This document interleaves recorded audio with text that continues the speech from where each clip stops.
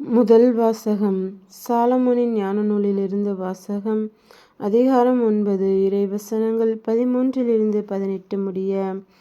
கடவுளின் திட்டத்தை அறிபவர் யார்? ஆண்டவரின் திருவுளத்தை கண்டுபிடிப்பவர் யார்? நிலையற்ற மனிதரின் எண்ணங்கள் பயனற்றவை. நம்முடைய திட்டங்கள் தவறக்கூடியவை. அழிவுக்குரிய உடல் ஆன்மாவை கீழ்நோக்கி அழுத்துகிறது. இந்த மண் கூடாரம் கவலை தோய்ந்த மனதுக்கு சுமையாய் அமைகிறது. மண்ணுலகில் உள்ளவற்றையே நான் உணர்வது அரிது. அருகில் இருப்பவற்றையே கடும் உழைப்பால்தான் கண்டுபிடிக்கிறோம். இவ்வாறிருக்க விண்ணுலகில் இருப்பவற்றை தேடி கண்டுபிடிப்பவர் யார்? நீர் ஞானத்தை அருளாமலும் உயர்வானிலிருந்து உம் தூய ஆவியை அனுப்பாமலும் இருந்தால் உம் திட்டத்தை யாரால் அறிந்து கொள்ள இயலும்?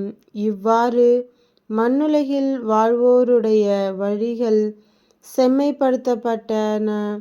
உமக்கு உகந்தவற்றை மனிதர் கற்றுக்கொண்டனர். ஞானத்தால் மீட்பு அடைந்தனர். ஆண்டவரின் அருள்வாக்கு. இறைவா உமக்கு நன்றி. இரண்டாம் வாசகம். புனித பவுல் பிலமோனுக்கு எழுதிய திருமுகத்திலிருந்து வாசகம். அதிகாரம் 1. இறைவசனங்கள் 9-10 மற்றும் 12-17 முடிய. அன்பின் பெயரால் வேண்டுகோள் விடுக்கவே விரும்புகிறேன். கிறிஸ்து இயேசுவின் தூதுவனாக அவர் பொருட்டு கைதியாக இருக்கும் பவுலாகிய எனக்கு சிறையிலிருந்தபோது பிள்ளையான ஒனேசிமுக்காக உம்மிடம் வேண்டுகிறேன். அவனை உம்மிடம் திரும்ப அனுப்புகிறேன். அவனை அனுப்புவது என் இதயத்தையே அனுப்புவது போலாகும்.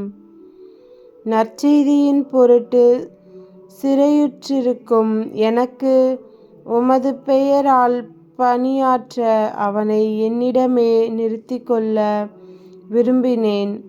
ஆனால் நீர் செய்யும் நன்மையை கட்டாயத்தினால் செய்யாமல் மனமாற செய்ய வேண்டுமென்று நினைத்தே உம்முடைய உடன்பாடின்றி எதையும் செய்ய நான் விரும்பவில்லை. அவன் என்றும் உம்மோடு இருக்க உம்மை விட்டு சிறிது காலம் பிரிந்திருந்தான் போலும். இனி அவனை நீர் அடிமையாக அல்ல, அடிமையை விட மேலானவனாக, அதாவது உம்முடைய அன்பார்ந்த சகோதரனாக ஏற்றுக்கொள்ளும். அவன் என் தனிப்பட்ட அன்புக்குரியவன். அப்படியானால் மனிதன் என்னும் முறையிலும் ஆண்டவரை சார்ந்தவன் என்னும் முறையிலும் அவன் எத்துணை மேலாக உம் அன்புக்குரியவனாயிருக்கிறான். எனவே நமக்குள்ள நட்புறவை கருதி என்னை ஏற்றுக்கொள்வது போல் அவனையும் ஏற்றுக்கொள்ளும். ஆண்டவரின் அருள்வாக்கு. இறைவா உமக்கு நன்றி. நற்செய்தி வாசகம். புனித லூக்கா எழுதிய நற்செய்தியிலிருந்து வாசகம். அதிகாரம் 14. இறைவசனங்கள் 25-33 முடிய. பெருந்திரளான மக்கள் இயேசுவோடு சென்று கொண்டிருந்தனர்.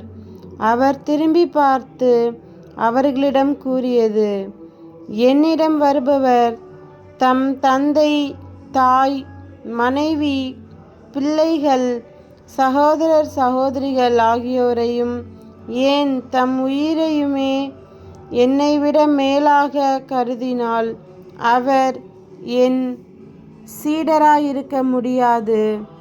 தம் சிலுவையை சுமக்காமல் என் பின் வருபவர் எனக்கு சீடராய் இருக்க முடியாது. உங்களுள் யாராவது ஒருவர் கோபுரம் கட்ட விரும்பினால் முதலில் உட்கார்ந்து அதை கட்டி முடிக்க ஆகும் செலவை கணித்து அதற்கான பொருள் வசதி தம்மிடம் இருக்கிறதா என பார்க்க மாட்டாரா? இல்லாவிட்டால் அதற்கு அடித்தளமிட்ட பிறகு அவர் கட்டி முடிக்க இயலாமல் இருப்பதை பார்க்கும் யாவரும் ஏளனமாக, இம்மனிதன் கட்டத் தொடங்கினான், ஆனால் முடிக்க இயலவில்லை என்பார்களே. வேறு ஓர் அரசனோடு போர் தொடுக்கும்போது அரசர் ஒருவர் 20,000 பேருடன் தமக்கு எதிராக வருபவரை 10,000 பேரைக் கொண்டு எதிர்க்க முடியுமா என்று முதலில் உட்கார்ந்து சிந்தித்துப் பார்க்க மாட்டாரா?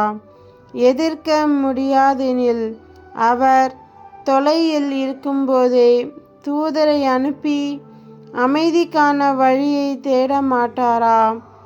அப்படியே உங்களுள் தம் உடைமையை எல்லாம் விட்டுவிடாத எவரும் என் சீடராய் இருக்க முடியாது. கிறிஸ்துவின் நற்செய்தி. கிறிஸ்துவே உமக்கு புகழ்.